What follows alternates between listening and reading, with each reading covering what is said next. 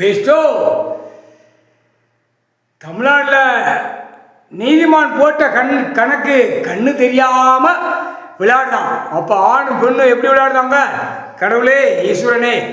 அப்போ 8 ஓலச்சோடு கணக்கில் இந்த விளையாட்டு விளையாடுவான். நான் உட்கார்ந்த அப்புறம் பயங்கரமாக விளையாடுவான். உலக நாடு நெரிச்சி வரையில் பக்கமாக நெருக்கி வரையில் கையை தூக்குவான். அதுதான் கணக்கு. அடி நொறுங்கையில் கையை ரெண்டையும் தூக்குவாங்கிற கணக்கு இருக்கு. கடவுளே ஈஸ்வரனே பரமேஸ்வரனே உட்கால் சத்தியம்.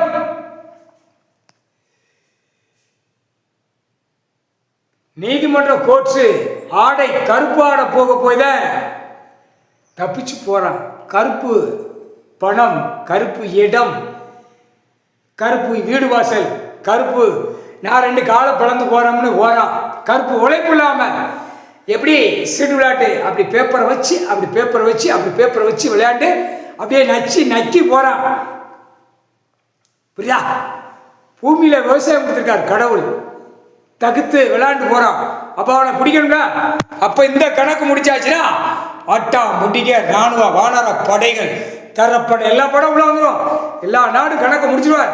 முடிச்சு உள்ள வரையில டெல்லி டு தமிழ்நாடு வரையில அரசியல்வாதிய ஒட்டு மொத்தமாக அல்லும் கணக்கு போட்டாரா. 13வது கோட்டீஸ்வர ஜோதிலிங்கம் 12 ஜோதிலிங்கத்தில் அரசியல்வாதி தப்பு பண்ணி வச்சிருக்கான். 13ல் கணக்கு எடுத்திருக்காரு. உட்காந்து பார்க்கல. என்னடா கண்ணு தெரியல, கண்ணு தெரியாம போயிரும்டா. அதையும் பார்த்துக்கோ. தடவை விட்டுருவார் கடவுள். தடவுடா அரசியல்வாதி தடவை. புரியா? இப்போ நீதிமன்றம் கோர்ட்டை பிடிச்சிட்டார். நீதிமான் கணக்கு முடிக்கார். கணக்கு முடிஞ்சு வச்சு இது எரிச்சாச்சுன்னா முடிஞ்சு வச்சு அடுத்தாப்புல ஐயா பார்க்கலாம் அப்படின்னா அப்படியே எரிய விடுவார்.